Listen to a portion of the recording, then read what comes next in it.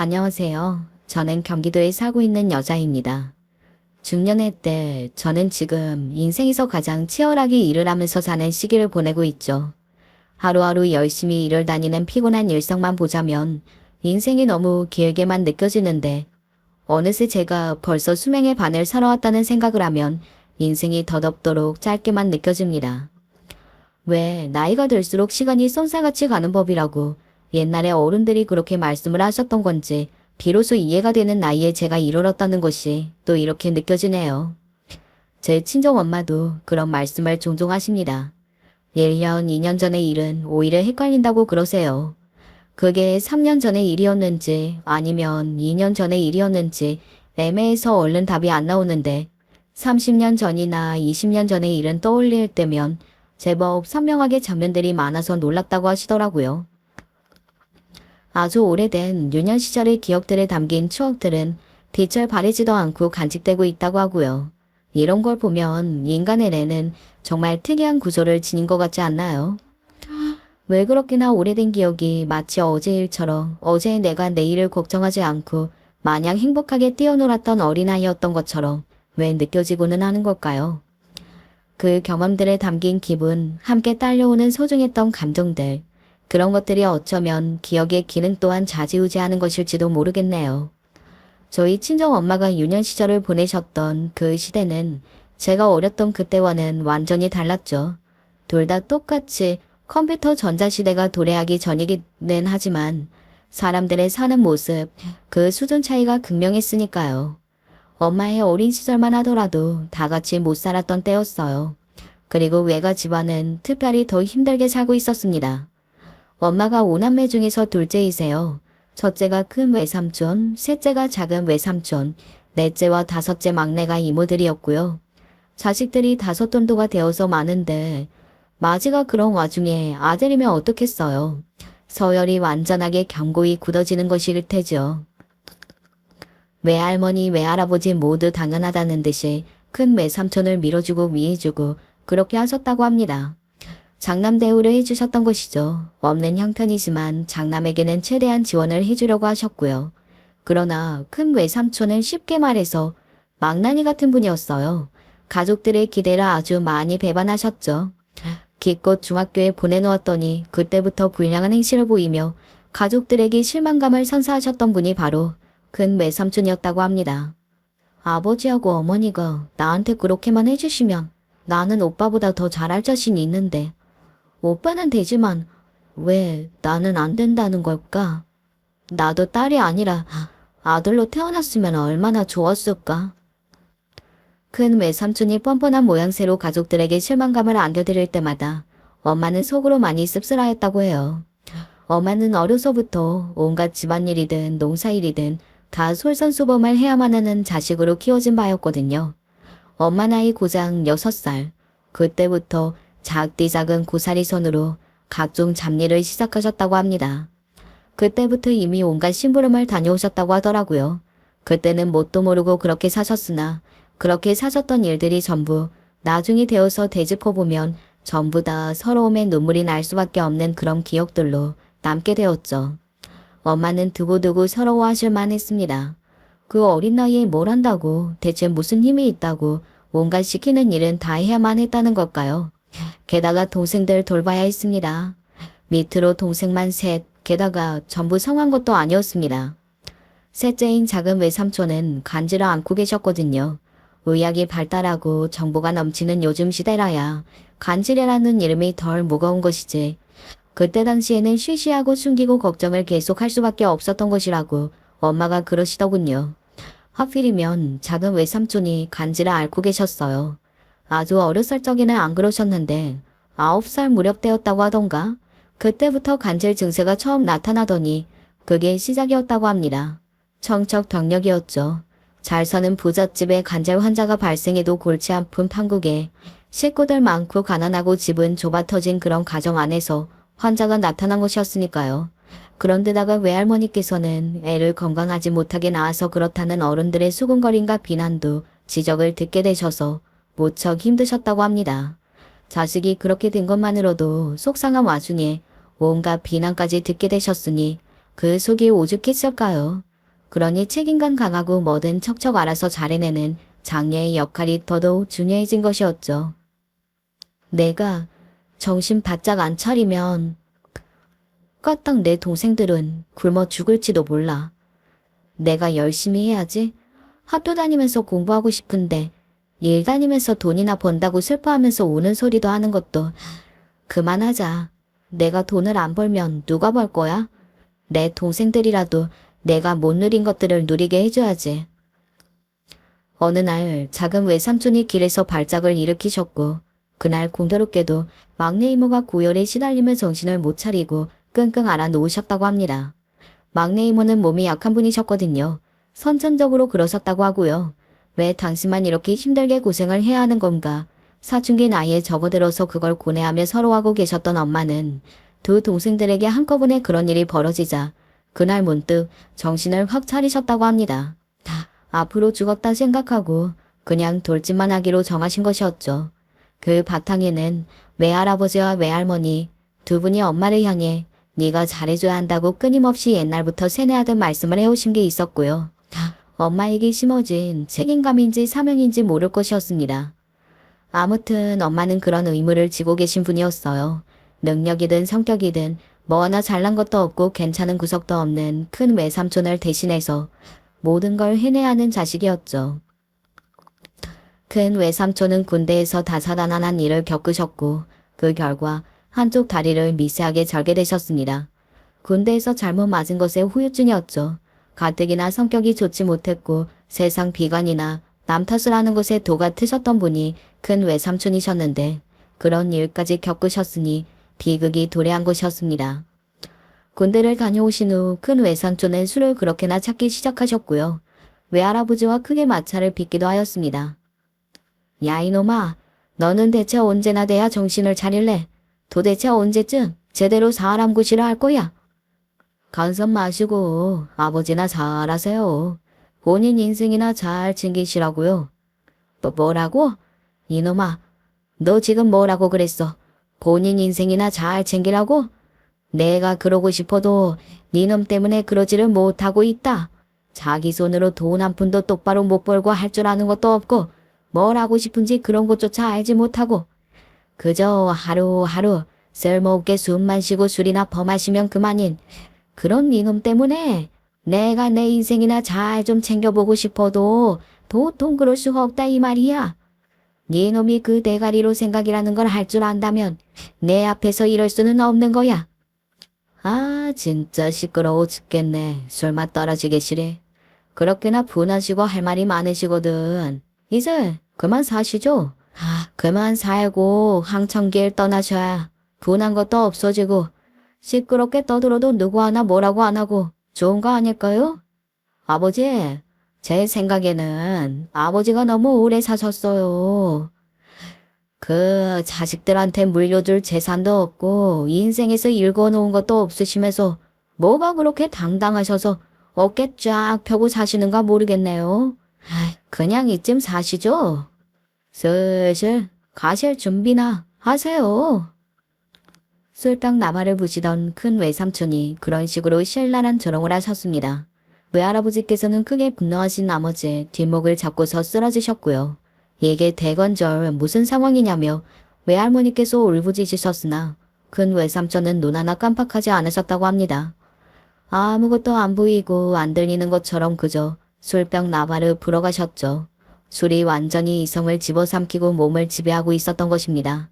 그 모습을 보시고서 외할머니께서는 집안의 장남에게 걸 수 있는 기대는 다 진작에 박살이 나서 사라졌다는 사실을 깨달으셨고요. 기대는커녕 아무런 희망도 이제는 남아있지 않았죠.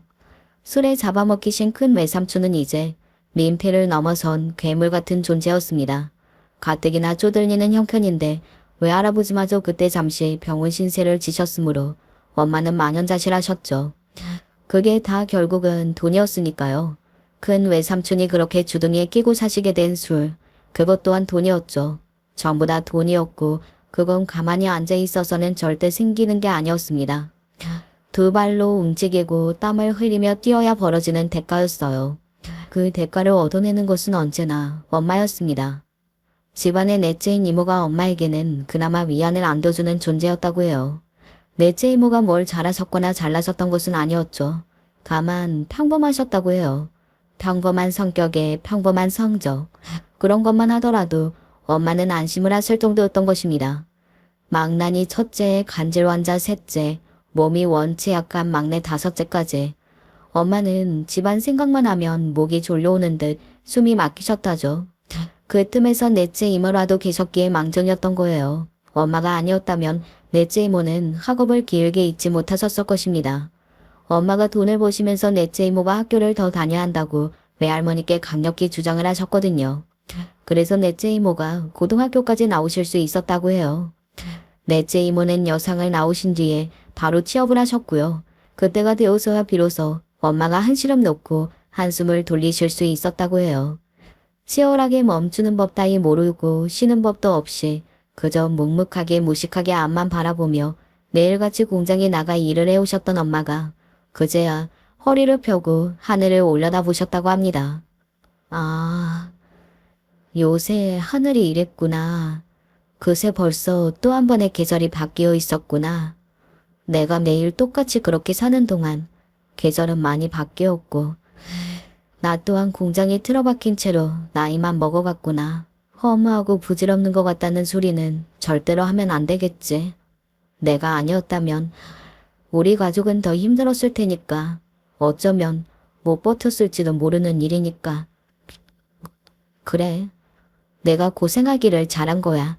그 길이 아니었다면 다른 길은 없었어. 엄마는 씁쓸하게 스스로를 향해 괜찮아, 잘한 거야 라는 말을 몇 번이고 건네셨습니다. 그러나 가족들을 위해서 희생하며 살아온 게 당신만을 위한 것은 아무것도 남아있지 않다는 것을 부정하기란 쉽지 않았죠. 하다못해 비상금 같은 것도 없었으니까요. 다른 건 몰라도 병원비는 어쩔 수 없는 것이었기에 그럴 때마다 비상금이 쓰이고 마는 것이었습니다. 우리 집 장녀가 최고야. 정말 최고로 든든하다. 너 없었으면 어쩔 뻔했니? 아파도 병원 한 번 못 가고 앓다가 집에서 죽었겠지. 너를 낳은 게 정말 잘한 일이었어. 외할머니께서 고맙다고 하시는 소리조차 언제부터인가 엄마의 귀에는 달갑게 들려오고 있지 않았습니다. 든든하다는 말이 족쇄처럼 느껴졌기 때문입니다. 그런 생각을 하고만은 스스로가 엄마는 너무 싫었고 괴로웠다고 하시더라고요. 근 외삼촌은 아무렇게나 사시다가 나이 40에 술병으로 돌아가셨습니다. 어찌저찌 결혼도 하셨으나 근 외수모와는 진작에 따로 살고 계셨죠. 아이가 태어났는데도 술을 못 끊고 일도 안 하려고 드는 큰 외삼촌의 모습에 큰 외숙모가 기함을 하셨기 때문입니다. 그래서 대판 부부싸움을 몇 번 벌이고 이혼까지 가려고 했으나 큰 외삼촌이 이혼만은 죽어도 안 해준다고 간경하게 나오셨기 때문에 차마 큰 외숙모는 이혼을 못 해내셨고 도망치듯 집을 뛰쳐나가서 따로 사셨던 것입니다. 큰 외삼촌이 그렇게 숨을 거두고 나서야 부부 관계가 끊어진 것이었죠. 그런가 하면 작은 외삼촌은 고향 동네 어른들의 도움을 통해서 인연을 만났고 그래서 결혼을 하실 수 있었는데요. 작은 외숙모는 무척 조용한 분이셨다고 합니다. 조용한 만큼 불평과 불만이 없어서 간지라 앓고 있는 사람하고도 결혼 생활을 잘할 것 같으니 이게 바로 천생연분이라고 외할머니께서 무척 좋아하셨다고 해요. 그러나 하늘도 무심하시죠. 결혼하고 딱 반년이 되었을 때 작은 외삼촌이 돌아가셨어요. 발작이 왔거든요. 뭐 발작이 온 것 자체는 대단히 특별한 일이었다고 볼 수 없었으나 문제는 장소였어요. 물가에서 그렇게 되셨습니다. 그래서 발작이 일어난 직후 물에 빠지셨고 자력으로 빠져나오지 못하셨어요. 그곳은 전혀 수심이 깊은 곳이 아니었습니다.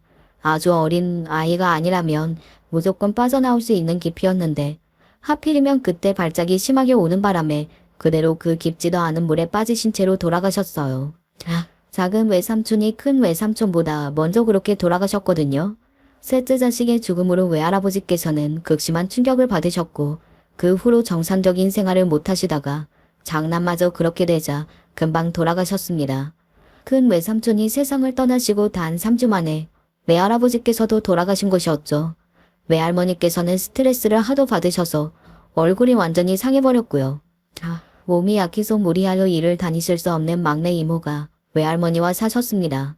근근히 아르바이트 같은 일을 하시면서 외할머니와 그렇게 둘이 지내셨고요.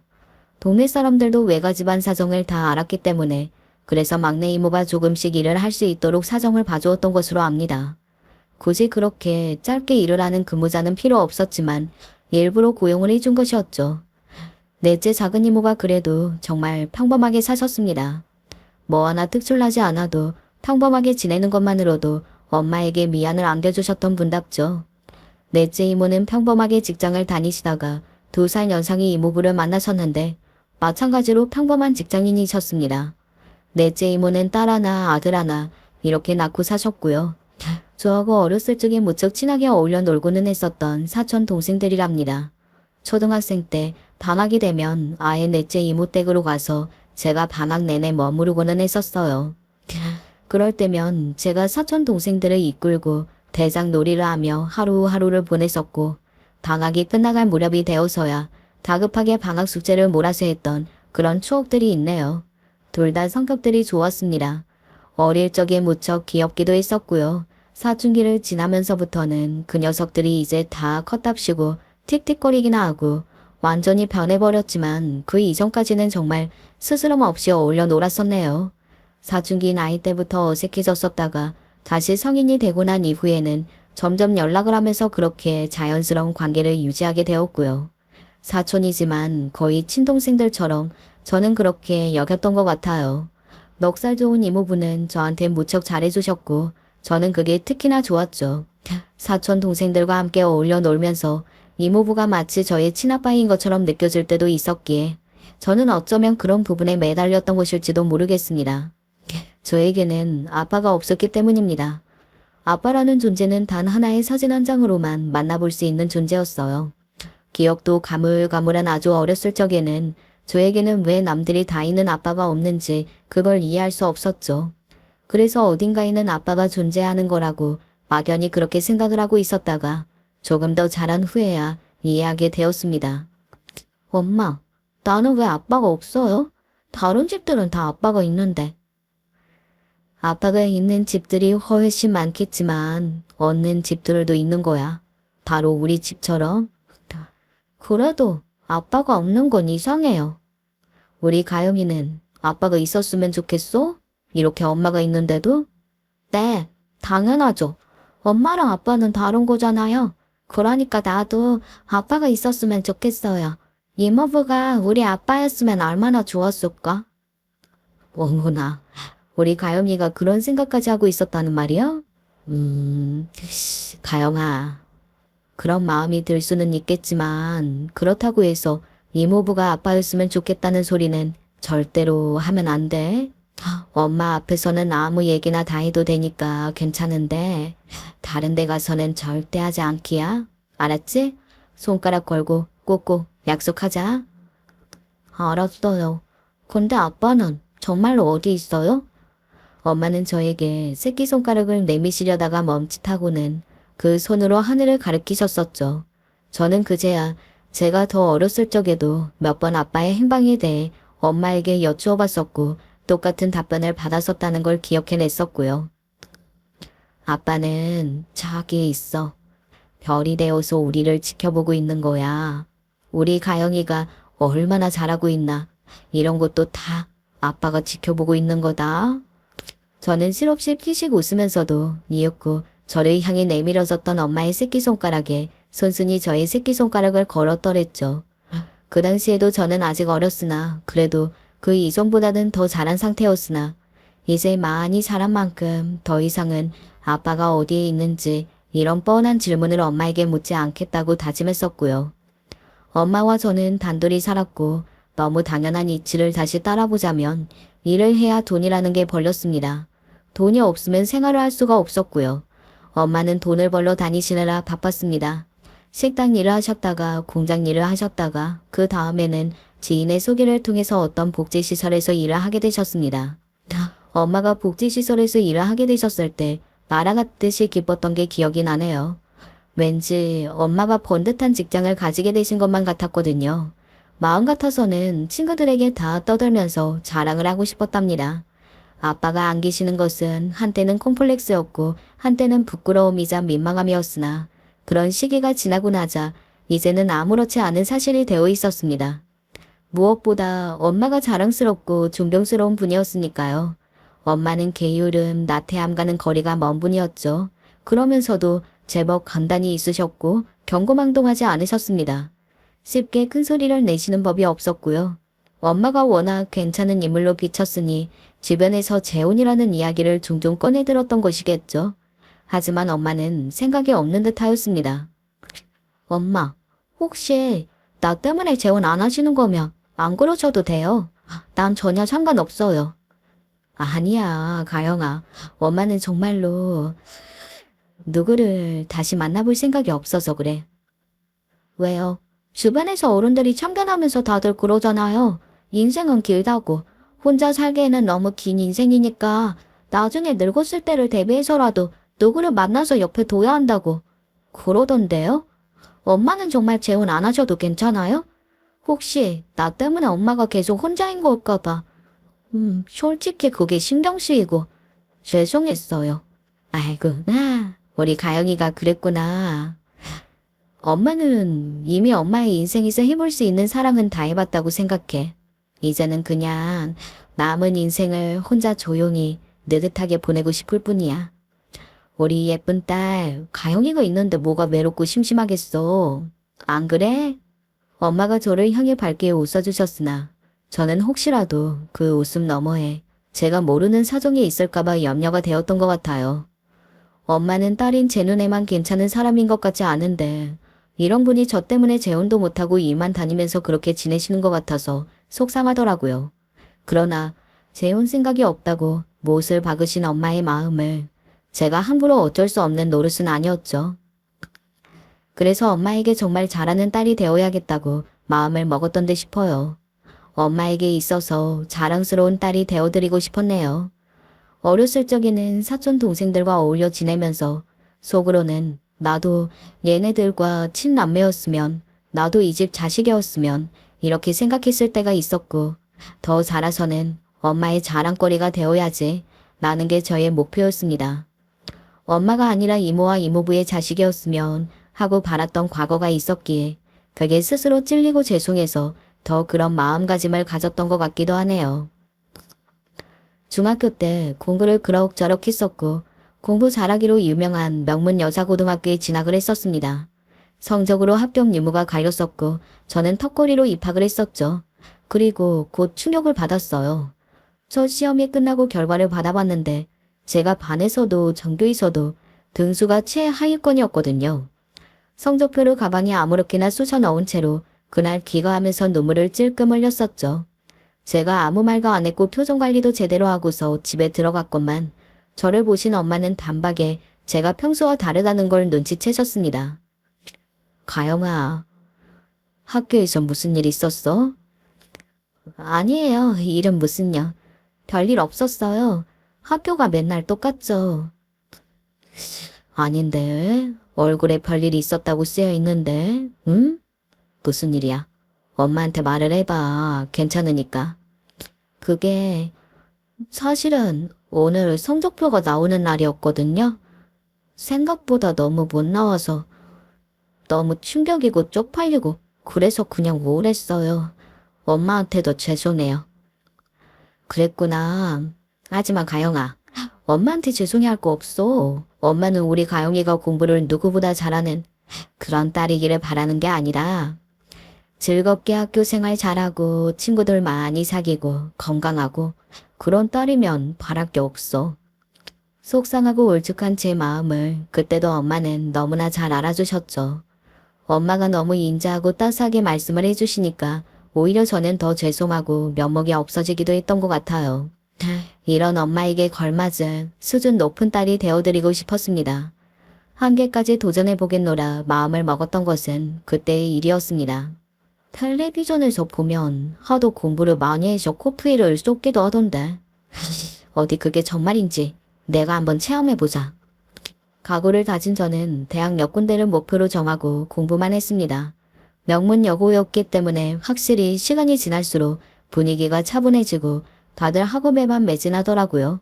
저도 그 틈바구니 속에서 긴장 어린 모습으로 연필을 쥔 채 맨날 문제집을 풀었습니다. 제 사촌 동생 녀석들은 그 무렵 사춘기가 되었다고 퉁명스럽게 태도를 보이기 시작한 때였기 때문에 차라리 잘 되었다 싶더라고요. 어디에도 신경 쓸 필요도 없고 누구를 만나러 갈 일도 없이 오로지 공부만 하면 될 일이었습니다. 고등학교 2학년이 끝나가던 무렵에 반에서 5등을 했습니다. 그리고 3학년으로 올라가서 봤던 첫 시험에서는 전교에서 3등을 했었고요.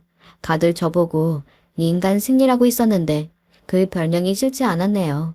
과연 제가 대학 입시까지 잘 해낼 수 있을지 꽤나 관심을 샀었답니다. 그리고 저는 우리나라에서 손꼽히는 아주 좋은 대학에 들어갈 수 있었어요. 합격 소식을 듣자마자 다리에 힘이 풀렸었네요. 그리고 엄마는 제가 합격했다는 걸 아시고서 바로 오셨습니다. 장하다 우리 딸. 가영아, 정말로 잘했다. 진짜로 대견하다. 엄마 안 닮아서 우리 가영이는 똑똑하고 하여간 뭐든 잘 해내는구나. 우리 딸 정말 최고야. 고생 많았어. 엄마가 그렇게 어깨까지 들썩이면서 오시는 모습을 보는 것은 처음이었습니다. 언제나 의연하고 침착하신 분이 엄마였으니까요. 그런 분이 제가 대학에 합격했다는 것으로 목 놓아 울고 계셨습니다. 죽도록 공부하기를 잘했구나. 한계에 한계까지 나 자신을 밀어붙여보기를 잘했구나. 이런 생각이 들면서 저도 감격이 나왔고 모녀가 한참이나 끌어안고 울었었네요. 엄마가 다 괜찮은 척 아무렇지 않은 척을 하여도 하나뿐인 자식이 이왕이면 잘되고 성공하는 길을 내심 그 누구보다 속으로 간절히 기도하고 바라오셨다는 걸 저는 그제야 깨달을 수 있었습니다. 대학은 입학하던 그 길이 그래서 어찌나 후련했던지 모릅니다. 그렇게 좋은 대학을 들어간 것만으로도 감지덕지였으나 장학금을 못 받았다는 사실이 뼈아프기는 하더군요. 대학 입학에 들어간 돈이 어마어마했거든요. 찍힌 액수를 보고 놀라서 입이 쩍 벌어졌을 정도였습니다. 엄마에게 죄송했어요. 하지만 엄마는 눈 하나 깜빡하지 않으셨고 평온하게 딱 이런 말씀만 내뱉으시며 그 돈을 다 납부하셨을 뿐이었습니다. 우리 딸, 걱정 마. 괜찮아. 엄마 돈 있어. 돈 많아. 정말 아무런 걱정이 없다는 듯 싱글싱글 웃으셔서 제가 얼떨떨했었네요. 그러고 나서 제가 속으로 생각했던 것은 엄마가 그간 아끼고 또 아끼며 돈을 모아오셔서 그 피 같은 금액을 저를 위해 지출하셨으니 제가 너무 죄송하다는 것이었습니다. 그러나 엄마는 이런 제 마음을 읽으셨는지 이런 순간을 위해서 비상금을 두둑하게 챙겨놓고 살아왔으니 아무 걱정이 없다고 알려주셨었죠. 비상금이 그렇게나 여유롭다니 정말 의외라고 생각을 했었는데 제가 대학을 졸업하기 전에 또 그런 의외의 상황이 발생했습니다. 제 사촌 여동생이 대학을 입학하게 됐던 건데요. 저보다 대학 수준으로 따지자면 훨씬 낮은 곳이었으나 들어가는 돈은 만만치 않은 그런 대학에 사촌 여동생이 들어가게 됐어요. 그리고 엄마는 넷째 이모를 통해서 대학 비용을 보태주셨습니다. 200만 원을 보내주셨거든요. 그때로부터 얼마 뒤에는 이모부의 친척 어르신께서 갑자기 목돈이 급하게 필요하신 일이 있었는데요. 중요한 일인 것을 엄마가 아시고서는 해결을 보태겠다고 하시면서 이모부 편으로 500만 원을 또 보내주셨어요. 대체 우리 엄마는 돈 관리를 어떻게 하시길래 비상금이 저렇게 있는 걸까? 엄마 혼자 보신 걸로 우리 모녀가 지금까지 살아왔고 외할머니께도 꾸준히 용돈을 드려왔는데 그럼에도 한 번에 돈을 저 정도로 내놓으실 만큼 엄마가 돈 관리를 정말 잘하고 사셨나 보다. 얼마나 내가 모르는 부분에서 절약하고 아껴오신 걸까? 나도 본받아야지. 저는 공부 쪽으로 난다긴다 하는 머리들이 한 곳에 모인 대학에서 고군분투하느라 애를 썼지만 틈틈이 아주 적은 돈이라도 아르바이트를 해서 벌었는데 엄마를 보고 자란 영향이 있었던 것 같아요. 성실하고 부지런한 엄마의 모습을 제가 닮아간 것이었죠. 대학을 졸업한 후에 저는 대기업의 인턴으로 처음 사회생활을 발디뎠고요. 6개월간의 인턴 생활을 거쳤던 이후에는 제 발로 그걸 그만두고 해외로 나갔습니다. 아직 20대 중반 어린 나이에만 할 수 있는 패기 넘치는 선택을 해보고 싶더라고요. 해외에서 1년간 생활을 하면서 직접 돈을 벌었고요. 넓은 세상을 보고 돌아왔습니다. 그게 제 운명을 바꿔놓았다고 생각을 해요. 사촌 동생 녀석들이 저한테 그때 그렇게 말을 했었습니다. 당연히 한국으로 돌아왔으니 이제 목표를 대기업 입사로 잡을 거냐고요.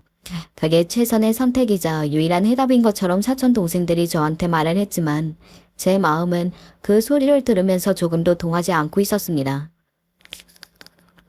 대기업? 던지르라 하고 좋지. 우리나라에서는 역시 좋은 대학 나와서 대기업 다니는 것만큼 최고로 쳐주는 게 없는 것 같아.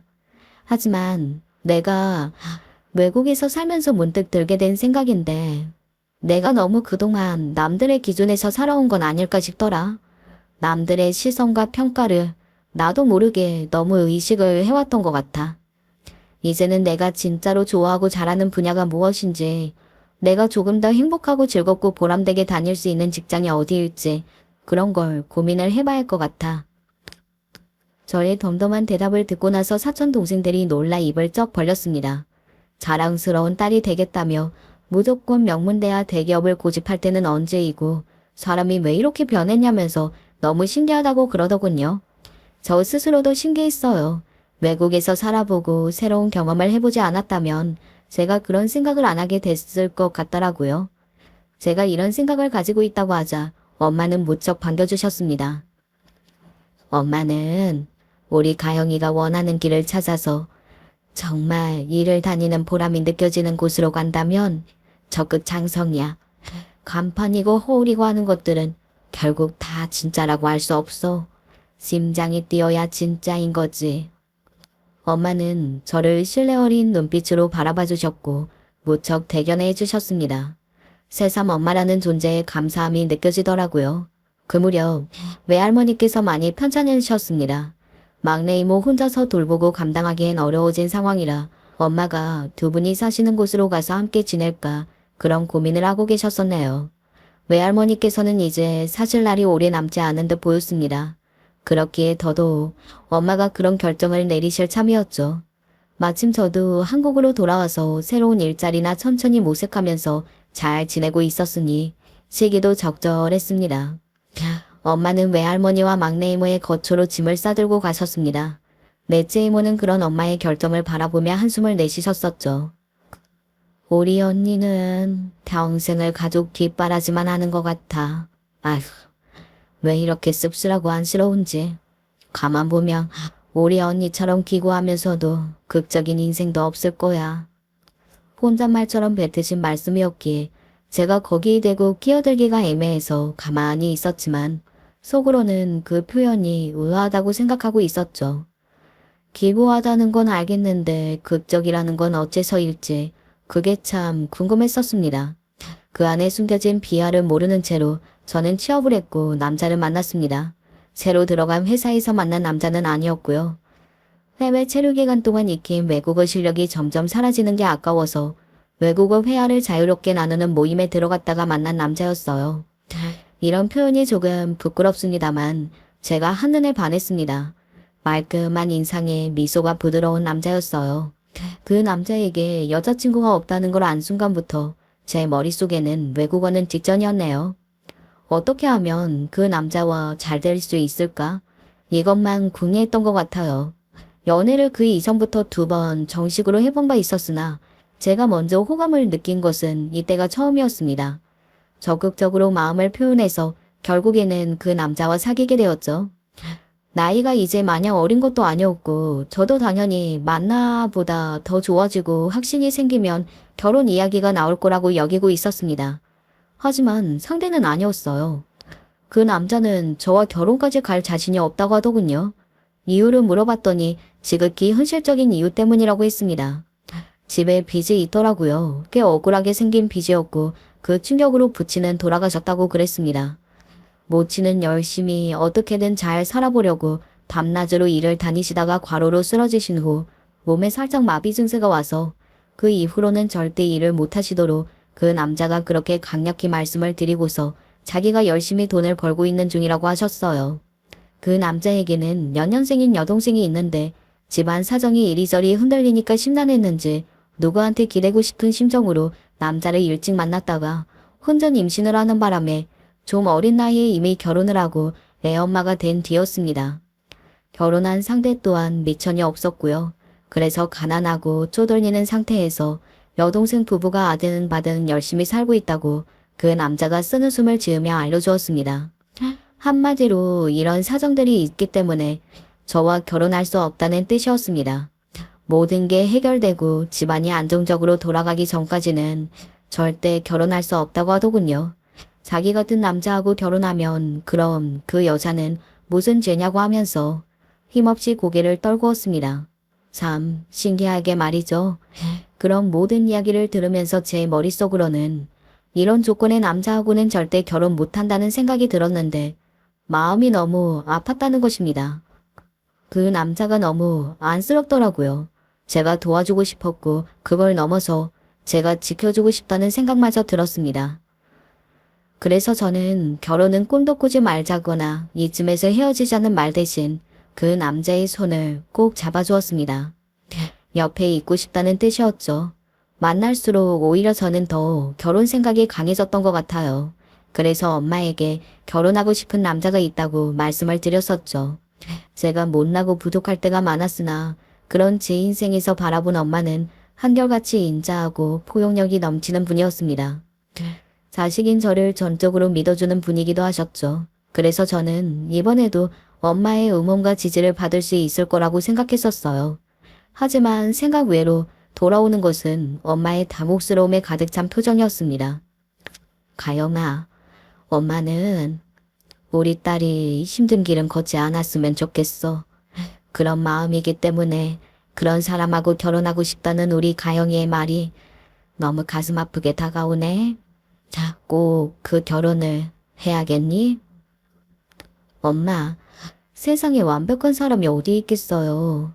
결혼에 확신이 있는 만큼 사랑하는 사람이 차라리 완벽한 조건에 가장 가깝다고 저는 그렇게 생각해요. 똑 부러지는 우리 딸이 무슨 말을 하고 싶은 건지 엄마는 지금 잘 알아. 다 알고서도 가영이한테 얘기를 해주는 거야. 가영아, 결혼은 있지? 현실이란다. 그것도 아주 지독한 현실이야. 사랑만으로 안 되는 것들 중에서 하나가 바로 결혼이야. 그 집에 빚이 있는 건 그런 돈 문제도 1차적으로 있지만 거기에서 발생되는 자잘한 문제들은 2차적인 거거든. 바로 이런 것들이 결국에는 사람을 옥죄어오고 힘들게 만드는 거야. 엄마가 단박에 이렇게 반대를 하실 거라고는 생각을 못했기 때문에 저도 생각을 더 해보고 마음도 가라앉히고 일단은 그렇게 해볼 시간이 필요할 것 같아요. 그래, 그렇게 해라. 우리 딸 차분하게 아주 현실적으로 생각을 잘 해보고 나서 천천히 결정을 내려도 늦지 않아. 이런 문제에서 빠르고 늦고 그런 건 없거든. 그러니까 신중하게 생각을 잘 해봐. 결혼을 굳이 지금 나이에 하지 않아도 된다는 사실도 빼놓지 말고. 알았지, 우리 딸? 엄마는 저에게 생각을 잘 해보라고 하셨으나 실상은 제가 그 남자와 결혼을 안 하겠다는 결론을 내리기를 바라시는 것뿐이었습니다. 엄마의 앞에서 마지못해 고개를 끄덕여드린 저였습니다. 엄마의 가슴에 대못을 받는 일 따위는 절대로 할 수가 없었습니다. 그럴 자신은 저에게 없었어요. 하지만 제가 인생에서 처음 느껴보는 감정을 알게 해준 그런 남자를 놓치고 싶지도 않았습니다. 이러니 저러니 해도 결국 돈이 많았다면 아무런 문제도 되지 않았을 일이겠지. 이런 걸 보면 전부 돈 문제 같아서 한숨이 나오네. 어디서 복권 당첨이라도 안 되나. 생각지도 못했던 난관에 봉착한 저는 아쉬움에 복권 당첨이나 기원했었죠. 지극히 현실적으로 기적을 바라는 방법은 그것뿐이었으니까요. 그 남자와 헤어질 마음은 없었지만 그렇다고 해서 엄마의 말씀을 흘려들을 수도 없는 노릇이었습니다. 엄마가 절대 허투루 말씀을 그렇게 하실 분이 아니었으니까요. 그런 상념들로 머릿속에 꽉 차 있었다 보니까 제가 약간 정신을 똑바로 못 차렸던 것 같아요. 근무 시간에 답지 않게 너무 집중이 안 돼서 주변에 양해를 구하고 잠시 바람을 쐬러 사무실을 벗어났었죠. 건물을 나가서 편의점이나 잠시 들렀다가 올 생각으로 엘리베이터에 올라탔던 저는 잠시 후에 깜짝 놀라고 말았습니다. 제가 탄 엘리베이터에 이미 누가 있었는데 가만 보니까 회장님이셨던 거예요. 제가 몸담은 회사의 회장님 말입니다. 멍하게 있던 나머지 그걸 바로 눈치도 못 채고서 엘리베이터에 탄 뒤 야무지게 닫힌 버튼까지 누르고 난 뒤였습니다. 그러고 나서야 깨달았고요. 너무 민망해서 얼른 회장님께 인사를 드렸죠. 따뜻하게 인사를 드리니까 허허 웃어주시더라고요. 어디 무쇠 있냐고 물어보시기에 대답을 해드렸고요. 그 다음에 딱히 대화를 나눌 거리가 없으니까 저는 경직이 된 채로 앞만 바라봤습니다. 근데 긴장한 손에서 휴대폰이 떨어졌고 저는 그걸 주우려고 목과 허리를 숙였었죠. 회장님이 타 있는 엘리베이터에 생각 없이 타버린 것도 모자라서 소리나게 휴대폰도 떨어뜨리다니 이게 웬 망신인가 싶어서 미칠 것 같았습니다. 자책을 하며 1층에 엘리베이터가 도착하자마자 얼른 내릴 생각부터 하고 있었는데 바로 그때 놀라운 일이 벌어졌습니다. 저기 혹시 목 뒤쪽에 말입니다. 보려고 의도했던 것은 아닌데 좀 아까 어쩌다 눈길이 가서 말이에요. 그쪽에 무슨 자국 같은 게 하나 보이던데. 네? 아, 흉터요. 어렸을 때 생겼습니다. 하필이면 휴대폰을 열심히 줍느라 뒷목도 드러났던 모양이었어요. 제가 목 뒤편에 흉터가 있거든요. 저는 기억도 안 나는 아주 어렸을 적에 입은 흉터 자국이었죠.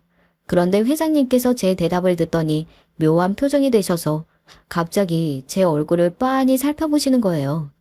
엘리베이터에서 내린 후에는 흉터가 어쩌다 생겼는지 물어보셔서 딱히 숨길 거리는 아니기에 제가 아는 대로 말씀을 드렸습니다.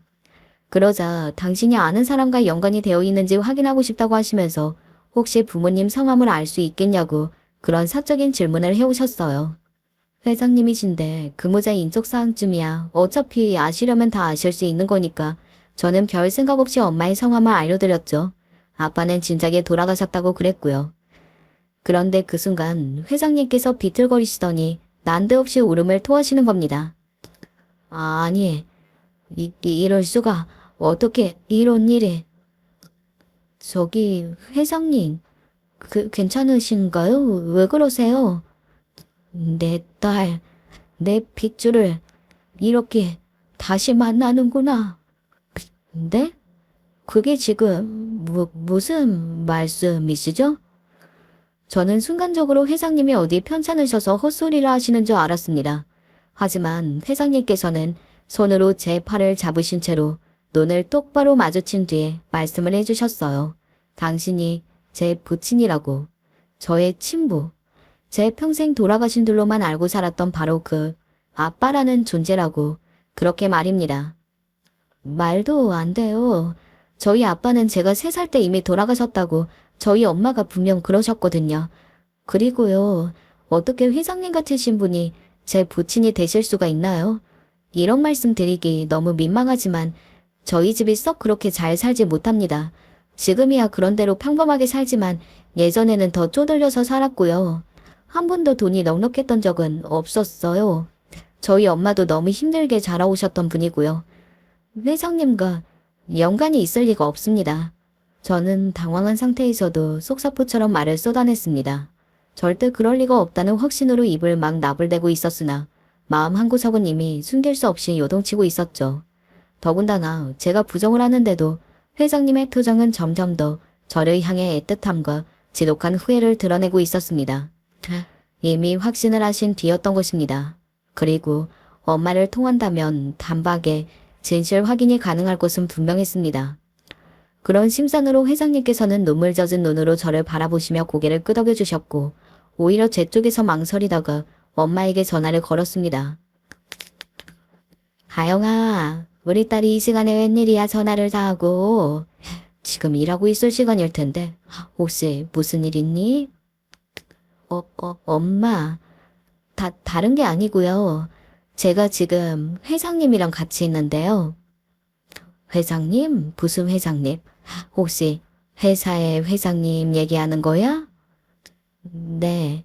어쩌다 보니 회장님하고 마주칠 기회가 있어서요. 대화를 좀 나누게 됐어요. 세상에 그랬구나. 대단하다 우리 가영이. 그런데 회장님이 조금 이상한 말씀을 하셔서요.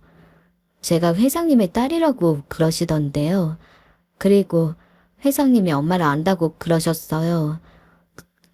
엄마, 이게 어떻게 된 일이에요? 아니죠. 뭔가 착오가 있는 거죠. 엄마의 들뜬 목소리가 뚝 끊겼을 때부터 저는 결론을 예감할 수 있었던 것 같아요. 이제 들려오는 건 엄마의 흔들리는 숨소리뿐이었습니다. 그리고 저는 엄마가 물어보시기도 전에 회장님의 상황을 알려드렸죠. 그러자 엄마는 크게 한숨을 뱉으셨어요. 즉시 부정이 돌아오지 않는다는 것만으로도 사실 답이 나와 있는 것만 다름없었습니다. 저는 떨리는 눈빛으로 휴대폰을 귓가에 댄 채 회장님을 바라보았습니다. 회장님께서는 저에게 엄마와 통화를 하고 싶다고 조용히 말씀해 주셨어요. 저는 엄마에게 전화를 바꿔드려도 되는지 여쭤봤으나 엄마는 원하지 않는다고 하셨어요. 대신 직접 회장님과 만나보겠다고 하셔서 제가 깜짝 놀랐습니다. 엄마의 대답을 듣고 약간 정신이 드는 기분이었달까요? 홀린 기분에서 해방이 되어 엄마가 직접 만나고 싶어 하신다는 회장님께 전달을 드렸습니다. 그제서야 회장님의 얼굴을 천천히 뜯어볼 기회가 있더군요. 사람 마음이 정말 이상합니다. 그건 사실을 접하고 나니까 괜히 저와 닮은 것 같아 보이더군요. 정면에서도 귓바퀴의 모양이 정확히 보이는 그 독특한 귀 모양이 저와 아주 똑같은 점을 알아차리며 가슴이 조금 철렁 내려앉았던 것 같습니다. 엄마는 넷째 이모와 함께 회장님을 만나러 오셨어요. 이런 비밀이 있었다면 역시나 외가 식구들이 모를 수가 없었겠죠. 제 입장에서는 왠지 허탈하더군요. 하지만 중요한 건 저는 평생을 엄마의 사랑과 보살핌을 받으며 부족함 없이 잘 살아왔다는 것이었습니다. 그거면 되는 거였네요. 회장님과 엄마의 재회는 가히 눈물바람이었습니다. 이번 생에는 서로의 존재를 덮어놓자고 그렇게 말을 하고서 헤어졌던 두 분이었다고 합니다. 넷째 이모가 성인이 되어 취업을 하고 나셨던 뒤 비로소 한시름 덜었으나 허무하기도 하셨던 엄마는 그때 처음으로 남자를 만나셨던 거예요. 베풀기만 하고 희생만 해오며 살아온 엄마에게 처음으로 무조건적인 사랑을 알려준 남자였습니다. 두 사람은 진정으로 서로를 사랑했으나 집안 차이가 너무 심했던 거예요. 그 남자는 소위 있는 집 자식이었으니까요. 그러나 반대에도 불구하고 결혼을 했습니다. 아이도 태어났고요. 그게 저였죠. 하지만 엄마는 극심한 시집살이를 당하며 하루하루 피가 말라갔습니다. 태어나고 자라온 환경이 완전히 달랐기에 그 남자와도 마찰을 빚게 되었고, 그러던 어느 날 뜨거운 국그릇을 들고 가던 엄마가 현기증을 일으켰고 그 순간 그게 쏟아져서 제 뒷목을 적셨습니다. 저는 자지러지게 울었다고 하고 엄마 또한 오열하면서 그때 생각하셨대요. 더 이상 이렇게는 못 살겠다고요. 이건 사람 사는 게 아니라고요. 결국 그 남자의 뒤편에서 이런저런 공작을 해왔던 시댁 사람들로부터 애 데리고 이혼하면 주머니 정도는 채워주겠다는 소리까지 듣고 나서 엄마는 이혼을 하게 되셨죠. 제 일대로 지밀었고 평생 제발 보는 일 없기를 바란다면서 엄마는 그 남자에게서 등을 돌렸습니다. 너무 어렸던 저는 그때까지 있었던 일을 전혀 기억하지 못했던 것입니다. 그렇게 세월이 흘렀고 그 남자는 한 기업의 회장직에 올랐으며 제가 그곳에 입사를 했던 거예요. 이제야 엄마의 지난 모든 언행이 다 이해가 되면서 저도 모르게 눈물이 흘렸습니다. 회장님과 엄마 두 분이 재회의 장에서 공통적으로 말씀을 하시더라고요. 너무 이른 때에 만났던 것 같다고요. 그때는 적절한 인연의 때가 아니었는데 만나는 바람에 결국 서로를 못 견디고 헤어질 수밖에 없었다고요. 그러면서 두 분은 어딘가 홀가분한 표정을 짓고 있었습니다. 저 또한 제 인생에 잃어버린 퍼즐 조각이 맞춰진 기분이라 아주 후련하더라고요. 그리고 기뻤던 점이 제가 사랑하는 남자와 걱정 없이 결혼할 수 있게 된 것입니다. 지금 제 남편이에요. 시댁의 빚 바로 갚아주었고요. 시댁에서 저한테 얼마나 잘하는지 모릅니다. 그래봤자 세상에서 제일 가는 애처가인 제 남편을 못 따라가지만요. 회장님과 엄마는 좋은 사이로 지내고 계십니다. 너무 멀지도 그렇다고 가깝지도 않은 아주 적당한 거리에서 말이죠. 어렸을 때부터 아빠를 끔찍히도 원망하고 싫어했습니다. 보통 어른이 돼서는 어릴 때 기억이 잘 안 나기 나름인데 얼마나 힘들고 서럽고 그랬는지 저는 아직까지도 5살, 6살 때 기억이 여전히 남아있어요. 그때를 가끔 떠올리게 되면 근실이 평소 꾸지도 않던 악몽을 꾸고 심적으로 너무 힘들어서 되도록이면 떠올리려 하지 않았지만 오늘은 어쩐지 오랜만에 그동안 제 마음속에 꽁꽁 숨겨오던 묵혀오던 이야기들을 꺼내야만 할 것 같아서 정말 인생 처음으로 저의 사연을 한번 정리를 해보려고 합니다. 어릴 적 저희 엄마는 너무 고생을 많이 하셨어요. 아빠와 결혼을 하게 된 것도 둘이 연애 중에 어쩌다가 제가 생겼기 때문이었어요. 지금 생각해보면은 저 때문에 엄마가 괜히 아빠라는 사람한테 인생을 저당 잡힌 것 같아서 너무 불쌍하고 안쓰럽습니다. 그냥 저를 지워서라도 둘이 결혼하지 말지. 그렇다면 적어도 엄마는 행복했을 텐데. 아빠는 어린 제 기억에도 참 가정을 돌보는 일이라고는 꿈에도 생각할 줄 모르는 이기적인 사람이었습니다. 엄마는 맨날 여보, 오늘도 늦게 들어와요? 라고 이야기하며 연락도 없이 밤이든 새벽이든 자기 멋대로 들어오던 아빠를 안쓰러운 목소리로 붙잡았고, 아빠는 엄마가 그러던 말던 남자가 밤에 들어오면 밤에 들어오는 거고 새벽에 들어오면 새벽에 들어오는 거지. 어디 집안이라는 여자가 그런 걸 묻고 난리야. 라며 참으로 가부장적으로 저희 엄마를 몰아세웠습니다. 그럴 때면 엄마는 아무 말도 못하고 아니 그런 게 아니라 라며 우물쭈물하다가 결국 아빠를 보내기 일쑤였죠. 비록 지금이야 아빠의 행동이 무척이나 잘못되었다는 것을 알고 원망하고 있지만 저 역시 어린 시절에는 그냥 남들과 다를 바 없는 평범한 어린아이였습니다. 아빠가 왜 그렇게 밖을 나돌았는지도 잘 몰랐고 그냥 아빠가 저랑 놀아주고 함께 해줬으면 해서 어느 날은 밖에 나가려는 아빠 바지자락을 붙잡고 아빠, 나랑 놀아줘요. 라고 말한 적도 있습니다. 물론 아빠가 하나뿐인 딸의 간절한 부탁에 한 번이라도 귀를 기울일 만한 사람이었다면 애초에 이렇게까지 아빠를 미워하진 않았을 겁니다. 아빠는 제가 붙잡던 엄마가 붙잡던 단 한 번도 저희 모녀의 말을 들어준 적이 없었고 어린 저야 그냥 아빠가 놀아주지 않아서 서운한 정도에 그쳤다지만 엄마는 아마 속이 새까맣게 타들어가셨을 거라고 생각해요. 아직 어렸던 저한테 아빠에 대한 푸념을 늘어놓을 수도 없고 게다가 엄마는 너무 일찍이 결혼을 해서 결혼 생활하느라 친구가 마땅히 있지도 않았습니다. 그렇다고 외할머니네, 즉 저에게 외갓집이 되는 식구들과 그렇게 친하지도 않았습니다. 아예 연을 끊고 사는 것 정도는 아니었지만 들어보니까 외할머니는 엄마와 아빠의 결혼을 무척이나 반대를 했다고 해요. 너 그놈이랑 결혼할 거면 우리 집에는 절대 들어오지 마라. 애는 지워. 하지만 그런 외할머니의 강경한 태도에도 불구하고 엄마는 아빠를 사랑하였고 이미 뱃속에 숨쉬고 있는 저를 지울 수 없었기에 외할머니의 간절한 이야기를 듣지 않고 아빠와 결혼을 해서 저를 낳았습니다. 그 덕분에 외가 쪽과는 사실상 인연이 거의 없는 상태로 엄마 혼자 외딴 기러기처럼 신세가 된 것이었습니다.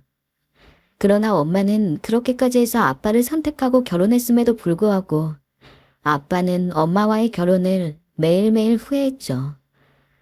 이놈의 애만 안 생겼어도 내가 결혼 따위 했을 리 없는데 내 생겨서 내 신세가 이렇게 됐잖아.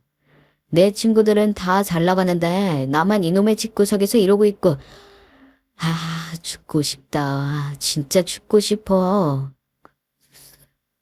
언젠가 술을 먹고 한 아빠의 말에 상처를 받았던 기억이 납니다.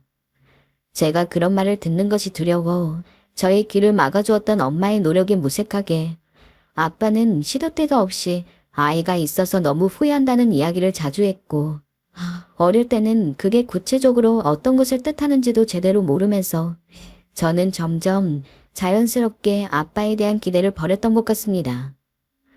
한 살 한 살 나이가 먹으면서 이제는 더 이상 아빠에게 놀아달라고 하지도 않았고 아빠에게 쓸데없이 말을 거는 일도 없었습니다. 엄마가 그 누구보다 고생하고 있다는 것을 알기에 최대한 엄마한테 착한 딸이 되려고 노력했습니다. 엄마, 내가 설거지 해놨어. 우리 딸이 설거지했어? 예, 잘했네. 아유, 고마워라. 일로 와. 엄마가 뽀뽀해줄게. 엄마와 제 사이는 참 애틋하고 돈독했어요. 아무래도 그럴 수밖에요. 아빠는 존재가 있었으니 기댈 곳은 서로의 품뿐이었어요. 전 엄마 힘들까봐 집 청소도 하고 엄마 힘들까봐 설거지도 하고 그러면서 엄마를 위해 살았던 것 같아요. 초등학교 때 얼마나 같은 반에서 친해진 친구들이랑 같이 놀러도 다니고 싶겠습니까? 하지만 저는 엄마 혼자서 힘들고 외로울까봐 방과 후에 친구들이랑 논 적이 단 한 번도 없습니다. 애들이 놀자고 해도 늘 바쁘다는 핑계를 대면서 집에 갔죠. 그러던 어느 날은 어떤 아이가 이러더라고요. 야, 샤롬이 너는 왜 맨날 집에 가야 한다? 집에 뭐 재밌는 거라도 있어.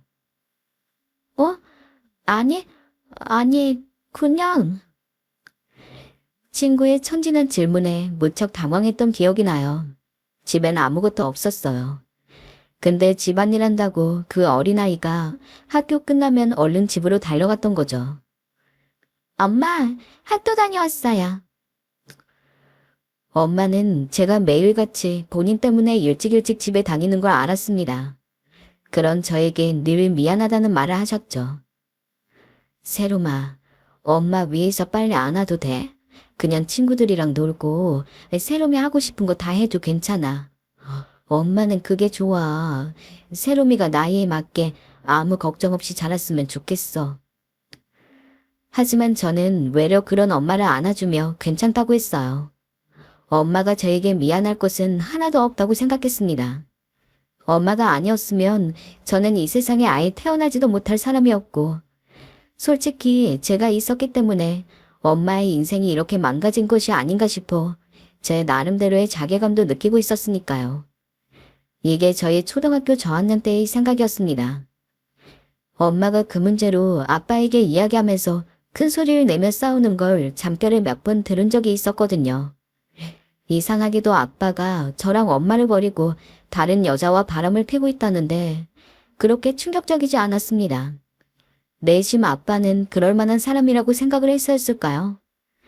차라리 그냥 이대로 더 이상 엄마를 힘들게 하지 않고 집을 나갔으면 좋겠다고도 어렴풋이 생각을 했던 것 같습니다.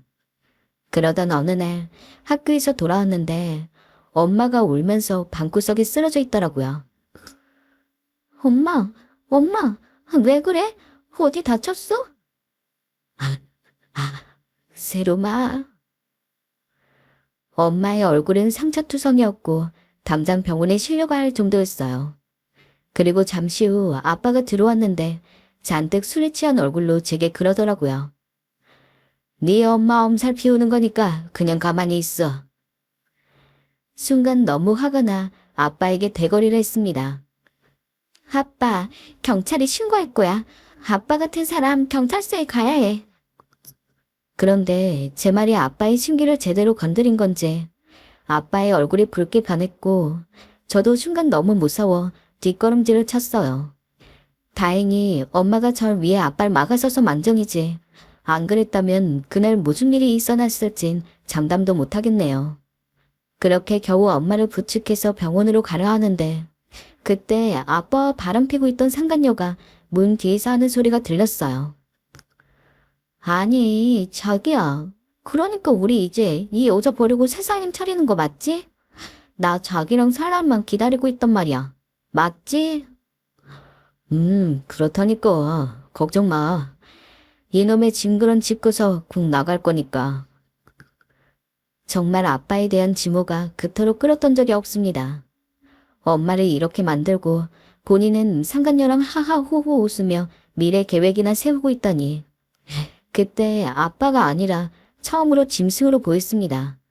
그리고 얼른 나갔으면 좋겠다고 생각했어요. 그런 제 바람이 이루어진 건지 뭔지 정말로 아빠는 며칠 뒤에 본인의 짐을 싸서는 집을 나갔어요.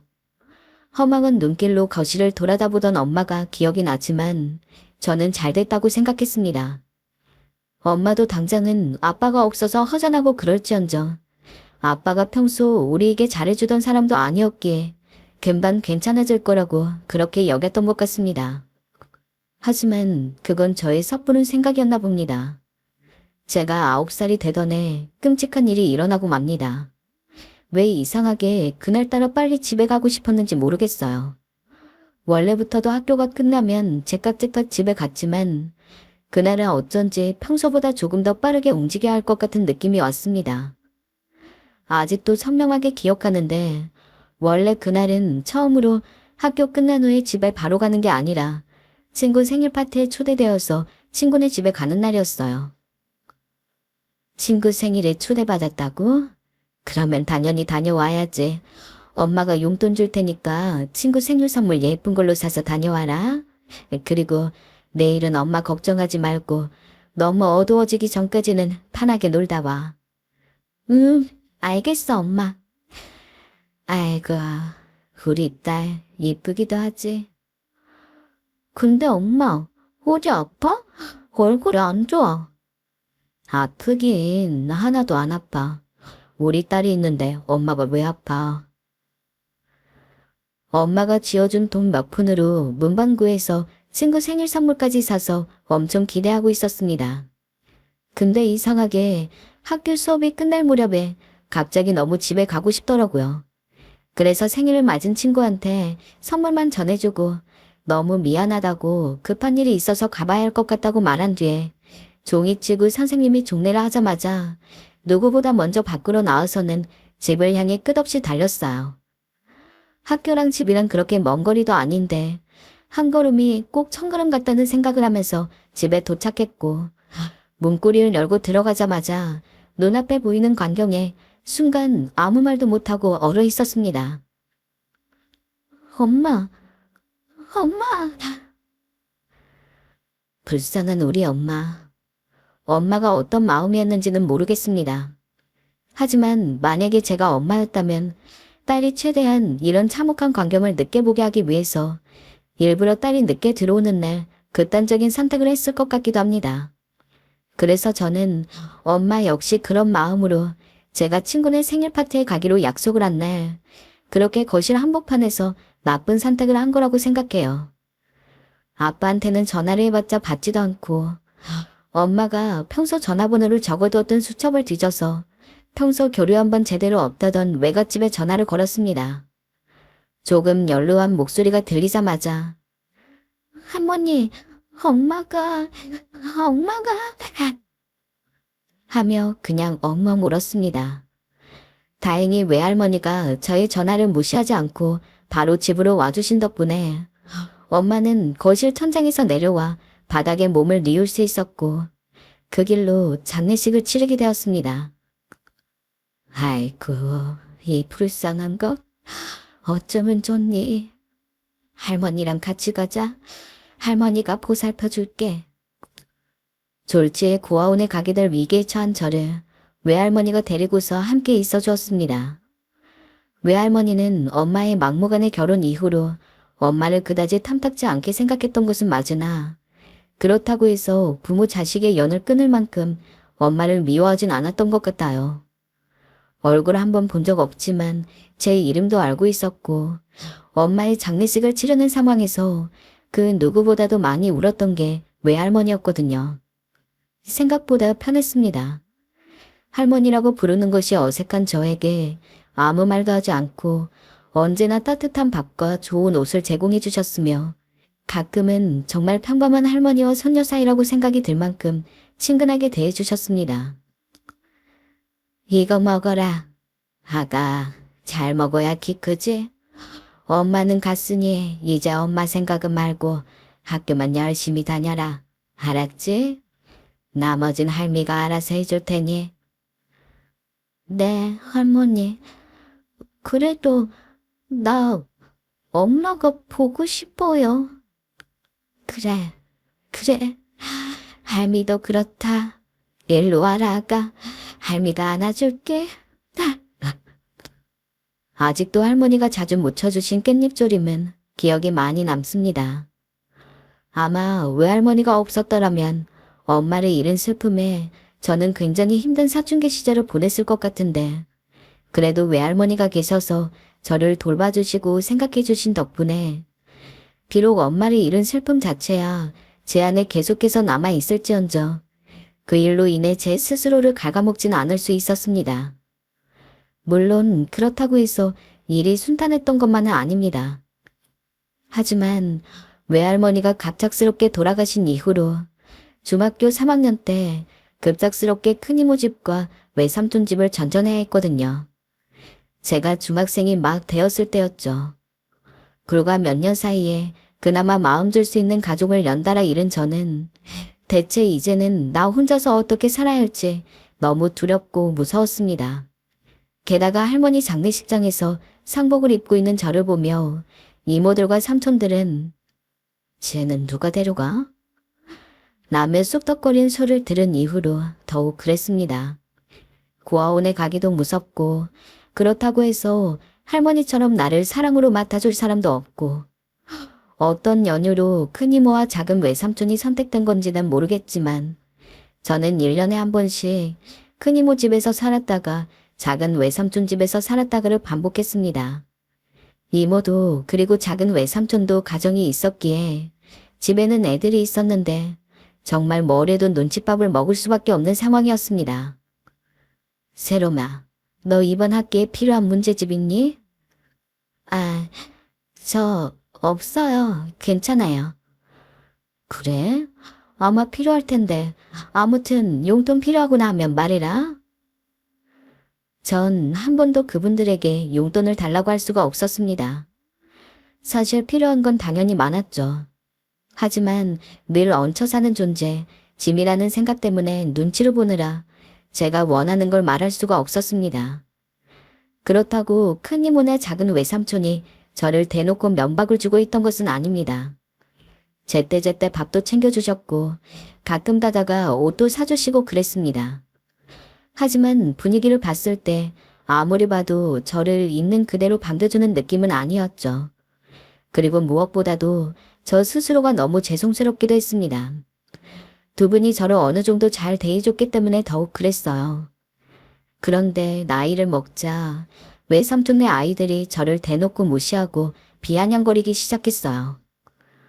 야, 너는 얹혀 사는 주제에 무슨 밥을 그리 많이 먹냐? 그냥 대충 먹고 가지. 얘들아, 그런 말 하면 안 된다니까. 야, 너 어제 우리 엄마가 옷 사줬다며? 무슨 거지 주제에 옷은. 엄마, 애 옷 사주지 마. 거지한테 사주는 건 돈 아깝단 말이야. 차라리 그 돈으로 나 학원 보내줘. 얘들 좀 봐. 아이, 그만 안 하니? 세롬아, 미안하다. 아니에요. 죄송합니다. 저 나가볼게요. 외삼촌은 자기 애대로 혼내긴 했지만 적극적으로 뜯어말리진 않았어요. 그게 다 저에게 상처가 됐죠.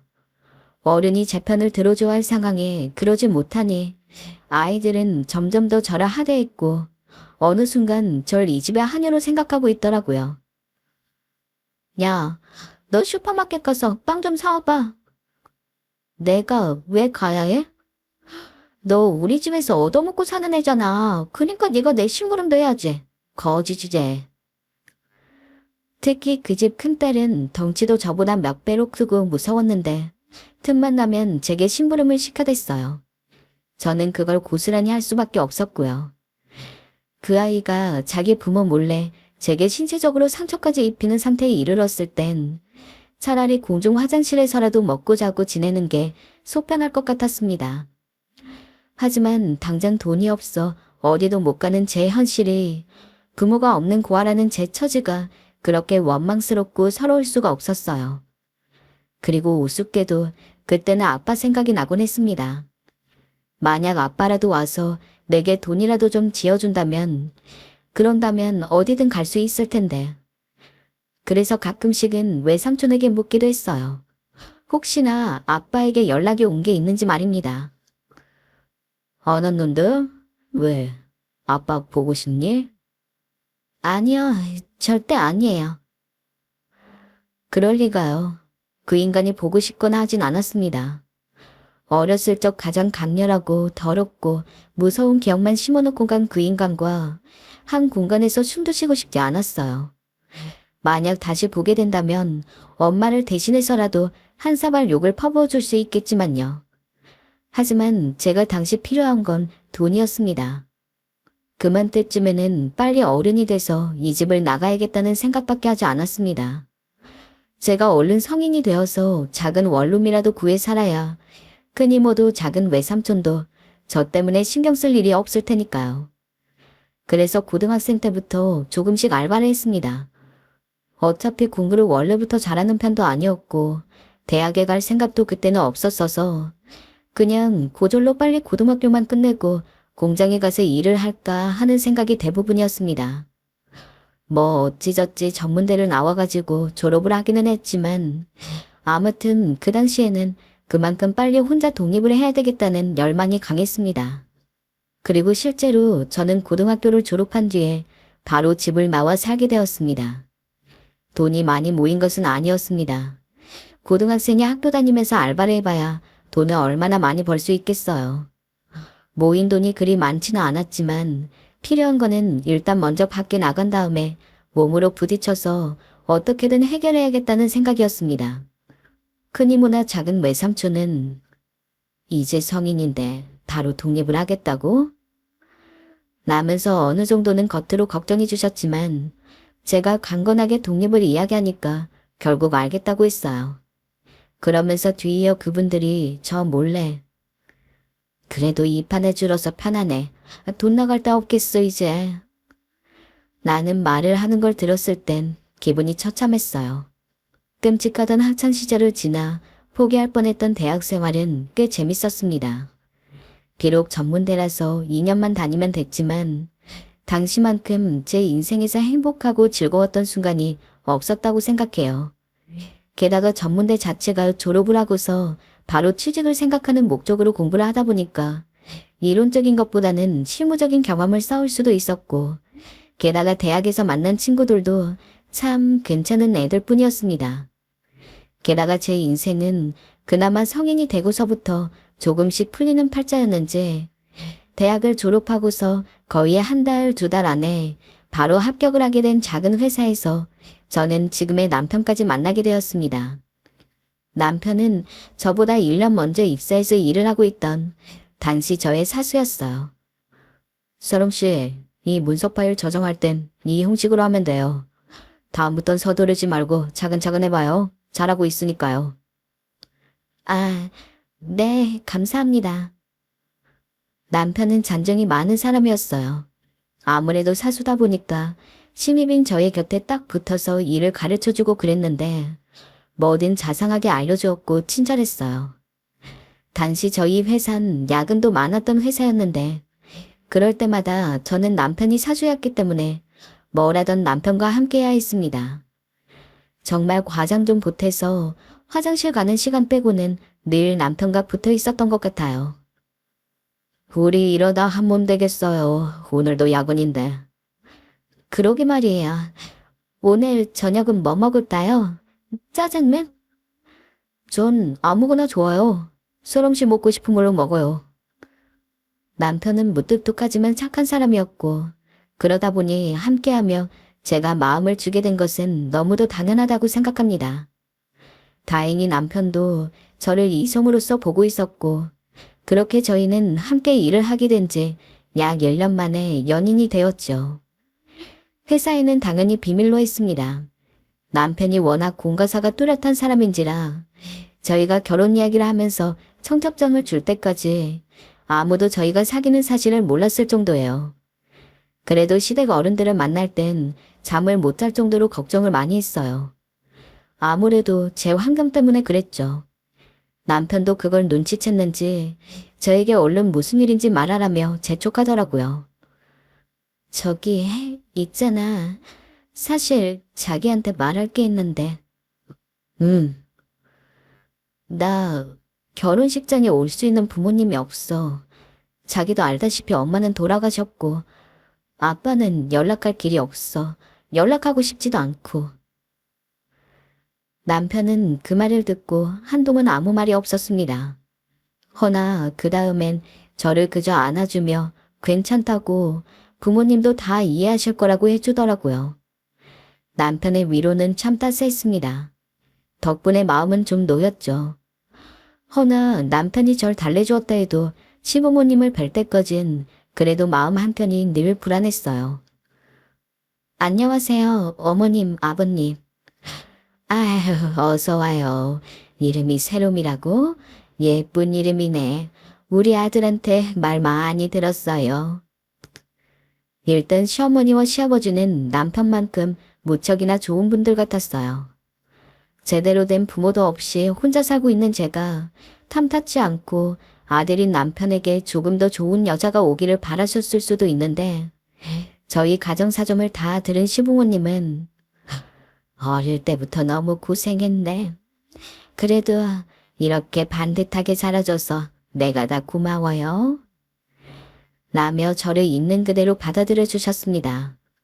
사실 남편과 결혼 이야기를 하면서도 저는 혼자서 남편과 정말로 언젠가 결혼 이야기를 진지하게 나누는 날이 오게 되면 남편과 헤어져야겠다고 생각을 했었습니다. 구체적으로 왜 그렇게 생각했는지는 잘 모르겠어요. 근데 단순히 연애도 아니고 평생 함께 살 결혼을 하게 된다는 것이 조금 무섭기도 했고 남편이 저와 결혼하기에는 참 아까운 사람이었다고 느꼈던 것 같아요. 왜냐하면 남편은 제가 좋아하는 사람이라서 이렇게 얘기하는 게 아니라 그냥 객관적으로만 봐도 너무 반듯하고 괜찮았거든요.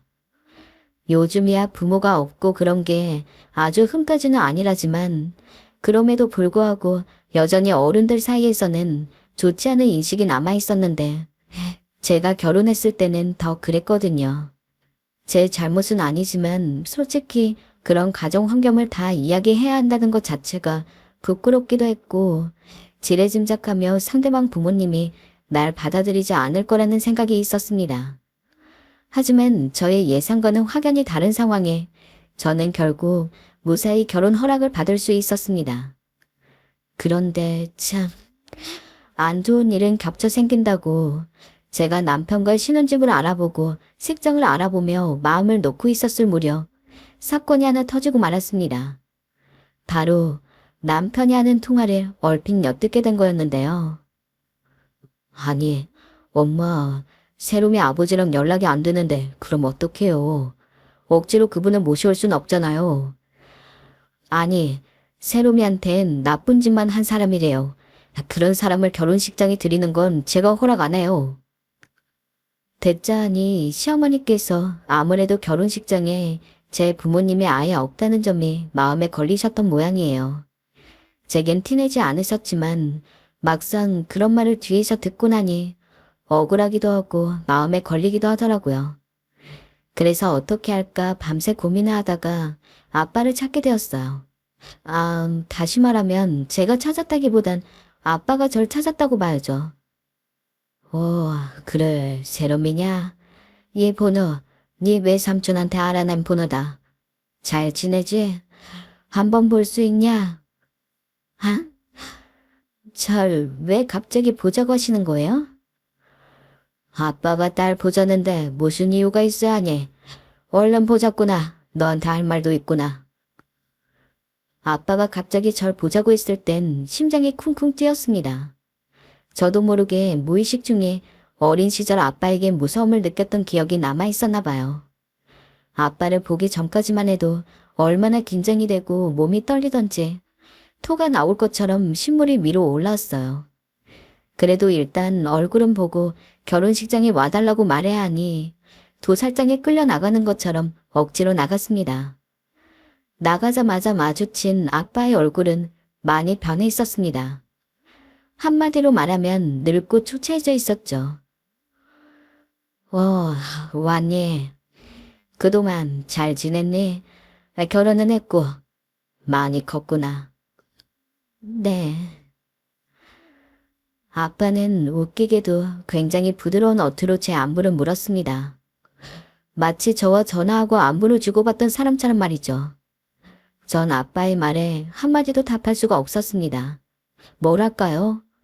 아빠는 분명 어린 시절과 달리 많이 늙어 있었는데 이젠 내 앞에서 아무 힘도 없는 사람인데 왜 그런진 모르겠지만 아빠를 보자마자 그날의 엄마가 아주 오랜만에 수면 위로 떠오르더라고요. 아마도 겨우 억눌러 왔던 것 같습니다. 어린 날에 엄마가 생을 달리하던 그 기억, 차마 마주치지 못하고 외면해왔던 기억이었죠. 그런데 이상하게도 아빠를 보니 그날의 엄마가 떠오르면서 가슴에 화가 쏟아져 나올 것만 같았습니다. 거기다 아빠가 절 찾아온 용건 또한 기가 막혔습니다. 최소한의 양심조차 버린 인간 같더라고요. 다름이 아니라 아빠가 널 보자고 한 건 말이다. 실은 요즘 아빠가 사정이 힘들어서 국가에서 주는 돈으로 살고 있거든. 그래서 말인데 우리 딸이 아빠를 좀 도와줄 수 없을까 싶어서 찾아왔단다. 너만 괜찮으면 조금만 돈을 빌려줄 수 있겠니? 그 말을 듣자마자 이성의 끈은 획 풀려버렸고 전 그 자리에서 결혼식 얘기는커녕 저도 모르게 하고 싶은 말을 다 쏟아내버렸습니다. 아빠, 그거 알아요? 아빠 때문에 엄마 죽은 거. 아, 모르고 있었나? 엄마, 아빠 때문에 죽었어요. 제가 직접 알려드리고 싶었는데 연락이 닿지 않아 지금에서야 알려드리게 되네요. 최소한 그건 알고 살아가시라고요. 인간이라면 그런 죄책감 정도는 느껴야 정상이잖아요?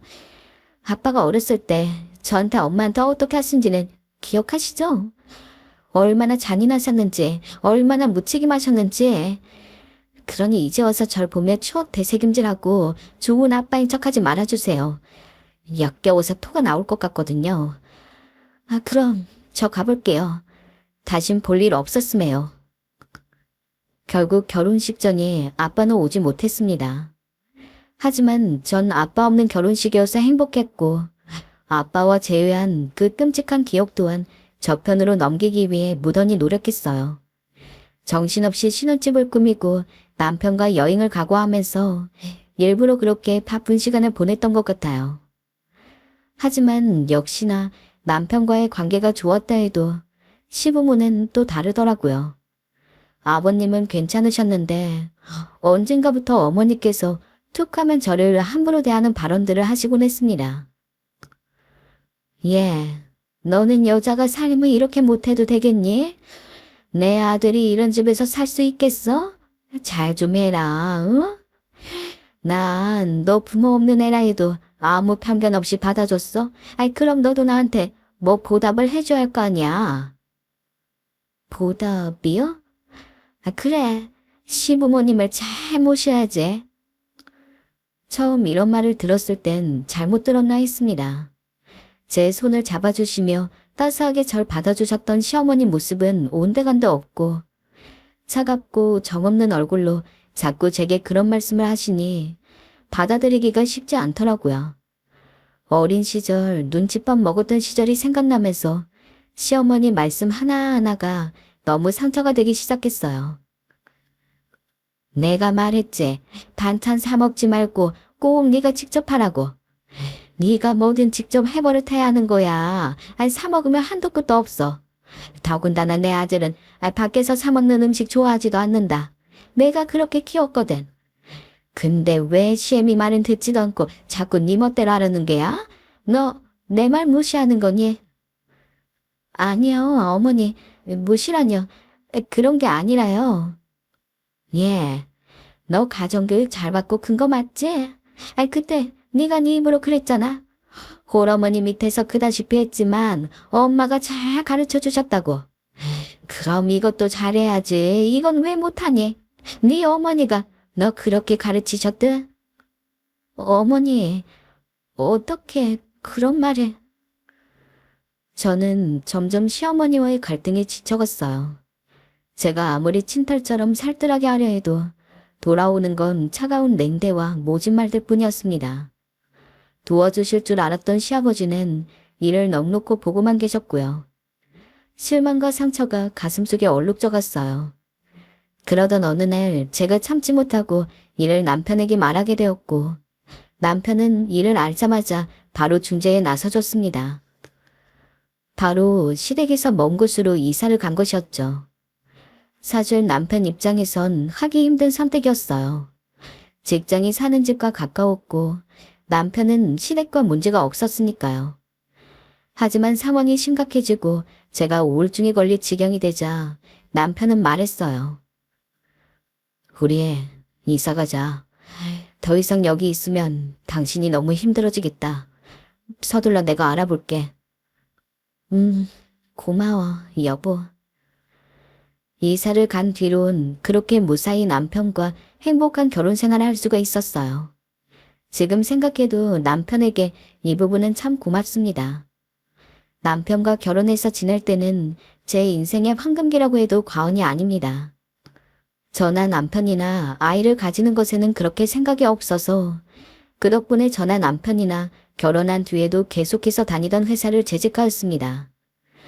일이 너무 많아서 힘들 때도 있었지만 그렇게 바쁜 여느 사람들과 똑같은 사회 구성원으로서 살아갈 수 있다는 게 너무 행복했어요. 중소기업치고 회사 사람들도 다 착한 사람뿐이었고 대표님도 직원 하나하나를 소모품이 아니라 정말 가족처럼 여겨주시는 분이었습니다. 그렇게 남편과 부부로서 함께 열심히 살아가고 있던 도중에 누군가 회사로 찾아왔습니다. 제 나이 또래로 보이는 젊은 남자였는데 저는 만생 처음 보는 얼굴이었죠. 그 사람이 김세롬 씨 맞으시죠? 라면서 제 이름을 이야기했을 때는 대체 어디서 만났었던 사람일까 하고서 궁금했습니다. 아무리 기억을 되짚어봐도 저랑은 완전히 초면이었거든요. 일단 맞다고 하고 그냥 가만히 그 사람 얘기하는 걸 기다리고 있는데 갑자기 그 남자가 이렇게 이야기했습니다. 김충기 씨 아시죠? 설마 얼굴 한번 제대로 본 적 없는 남자에게서 제 인생 가장 끔찍한 기억을 남긴 이름이 나올 줄은 생각도 못했습니다. 김충기, 망나니 같던 제 아빠의 이름이었죠. 어쩐지 이야기가 길어질 것 같아서 남편에게 대략적으로 상황 설명을 하고 먼저 퇴근하고 가라고 한 뒤 저는 회사 일이 끝나고 그의 남자와 함께 작은 카페에서 이야기를 나누게 되었습니다.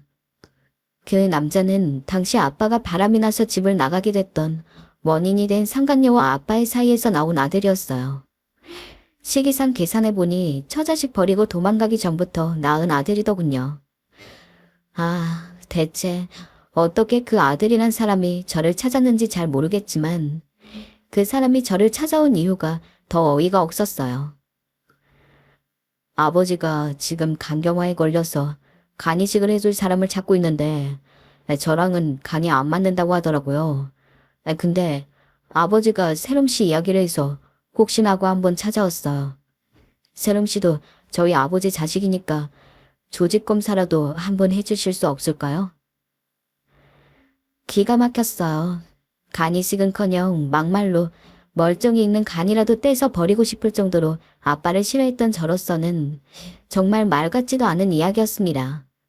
제가 그런 사람의 자식이라는 것도 너무 싫은데 자식이라는 이유로 간이 맞아서 이식이나 할 수 있는 상황이라면 정말 너무 혐오스러울 것 같았어요. 어차피 이식을 해줄 생각도 없었지만요. 나는 그런 인간 부모라고 생각하지 않은 지 오래됐어요. 그 사람이 당신한테는 잘해줬나 봐요? 저는 씹어먹어도 시원치 않은 사람이에요. 제가 어떻게 살아온 줄 알고 이런 말 하시는 거예요? 당신이 내가 그 인간한테 얼마나 큰 상처를 받았는지 잘 몰라서 이렇게 얘기하는 거라고 생각하고 이번 한 번은 참을 테니 다음에 또 이따위 부탁하려고 나 찾아오면 그때는 죽이 되든 밥이 되든 머리채라도 잡고 끝까지 갈 테니까 그렇게 하세요. 그날 집에 돌아갔는데 정말 계속해서 속이 부글부글 끓고 너무 화가 나더라고요. 애초에 아빠가 자기 아들한테 제 이야기를 안 했으면 그 남자가 저를 찾아올 일도 없었을 거 아닙니까? 그렇게 상간녀랑 바람나서 저랑 엄마 버리고 가고 엄마를 그렇게 극단적인 선택을 할 정도로 몰아갔을 때는 언제고 이제 와서 자기 살려고 그런 식으로 제 이름을 언급했다는 게 너무도 화가 났습니다. 집에서 남편에게 이야기를 하니 뭐 그런 말 같지도 않은 경우가 다 있어? 라며 저를 대신해서 더 크게 화내줘서 그나마 아픈 마음이 풀리는 느낌이긴 했지만 그럼에도 불구하고 저는 그날 이후로 며칠 동안 잠만 자면 어린 시절의 기억이 되살아나 악몽으로 나타났어요. 바로 아빠가 절 엄하게 대하고 꾸짖고 어린 전 엎드려 울고 있는 모습이었죠. 여보, 괜찮아? 왜 울어? 울지 마. 아침마다 전 눈물로 흠뻑 젖어 잠에서 깨었고 그 어느 때보다도 피곤한 얼굴로 회사를 출근해야 했습니다. 아빠가 집을 나가던 마지막 순간이 꿈에 나올 때도 있었고, 엄마가 극단적인 선택을 했던 날이 꿈에 나올 때도 있었습니다. 너무 슬퍼서 자다가 눈을 뜨자마자 펑펑 울었던 날도 있고, 잠을 잘 때만 꿈을 꾸는 게 너무 힘들어서 일부러 밤을 새려고 했던 적도 있었습니다. 게다가 깨어있을 때도 계속 머릿속에 이상한 생각이 맴돌고, 이유 모를 찝찝함이 자꾸 느껴지는 통에 일하다가 어처구니 없는 실수도 종종 했습니다. 지금 와서 생각해도 그때 제가 대체 무슨 생각을 가지고 있었으며 무슨 마음을 느꼈는지 잘 모르겠습니다. 거의 그 상태로 쭉 살고 있던 와중에 그 아빠의 아들이라던 사람이 저를 처음으로 찾은 지 2달 정도 지났을 때였을까요? 전화가 한 통 걸려왔습니다. 사람 촉이라는 게 무섭더군요. 이상하게도 휴대폰 벨소리가 번개치듯이 귓속에 빨려 들어왔어요. 아버지가 어제 돌아가셨어요. 그날 집에 가서 아버지한테 대략적으로 어떤 일이 있었는지 들었습니다. 그래서 세롬 씨에게 참 죄송해요. 장례식에 오라고 전화를 드린 건 아니고 그때 제 무리를 사과도 할 겸 그래도 일단은 세롬 씨도 최소한 알고 계시는 게 나을 것 같아서 이렇게 연락드렸습니다. 그게 도리일 것 같았어요. 앞으로는 세롬 씨한테 전화할 일 다시는 없을 거예요. 아, 그래요? 전해줘서 고마워요. 아빠가 죽었다는 이야기에 그동안 저를 괴롭혔던 모든 생각과 고민들이 씻은 듯이 사라진 느낌이었어요. 근데 왜일까요? 그날 저녁에 남편이랑 소주에 닭발 하나 시켜놓고서 함께 술잔을 기울이며 야식을 먹고 대화를 하는데 저도 모르게 눈물이 났습니다. 그 눈물의 의미가 뭔지 아직도 저는 알지 못합니다. 그래도 같은 피를 타고난 아빠라고 어디 마음 한구석에서는 안쓰러운 마음, 그리운 마음이 있기라도 했는지 저도 모르게 흐르는 눈물을 닦고 소주 한 잔을 기울이니 어릴 적 생각이 나더군요. 그래도 잠시나마 행복했던 아빠와의 추억들. 그날 저는 별빛을 안주 삼아 오랫동안 추억에 잠겨서 헤어나오지 못했어요. 장례식장은 가지 않았어요. 그리고 저는 지금 열심히 제 삶을 살고 있습니다. 아주 잠깐 싱숭생숭한 마음이 들기는 했지만 결국 이미 예전에 아빠와는 연이 끊기고만 사이고 지금 당장 제 옆에 있는 남편과 현재를 살고 있는 저를 생각하면서 지금에 충실하는 게 낫다는 생각이 들더라고요. 어찌됐든 저는 지금 잘 살고 있습니다. 그리고 앞으로는 그 누구보다도 더 잘 살기 위해서 노력할 생각이에요. 혹시 저와 비슷한 아픔이 있으신 분들, 여전히 힘드시다면 현재를 살아가고 있는 스스로를 생각하며 꿋꿋이 버티시길, 힘내시길 바랄게요. 그런 여러분들을 마음속으로 깊이 응원하고 있겠습니다. 고마워.